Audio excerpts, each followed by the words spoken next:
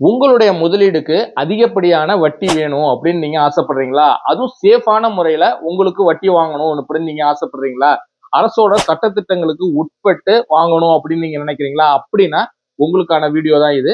பொதுவா வந்து நம்ம கையில இருக்கிற பணத்தை வந்து பல விதத்துல வந்து நம்ம இன்வெஸ்ட் பண்ணுவோம் சில இதுல.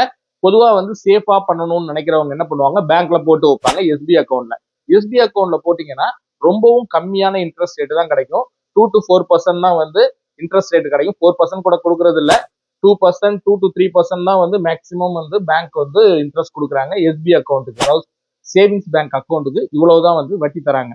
ஆனா இதுவே வந்து மேக்சிமம் வந்து கொஞ்சம் ஹையர் ரிட்டர்ன் வேணும்னா என்ன பண்றாங்கன்னா பேங்க்ல எஃப்டி அதாவது பிக்சட் டெபாசிட்ல தான் வந்து பொதுவா வந்து மக்கள் போட்டு வைக்கிறாங்க.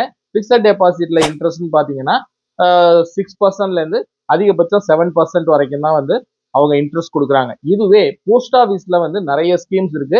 அதுல ஒண்ணுதான் வந்து டைம் டெபாசிட். இந்த டைம் டெபாசிட்ல நீங்க உங்களுடைய பணத்தை முதலீடு பண்றீங்க அப்படின்னா அதுக்கு ஓரளவுக்கு டீசென்டான வட்டியை வந்து அவங்க போஸ்ட் ஆஃபீஸ் வந்து கொடுக்குறாங்க. அதாவது நம்ம இன்வெஸ்ட் பண்றதுல அதாவது சேஃபான ரிட்டர்ன் வரக்கூடிய இன்வெஸ்ட்மெண்ட்ல இது கொஞ்சம் பெட்டரான ஆப்ஷன் நம்ம சொல்லலாம்.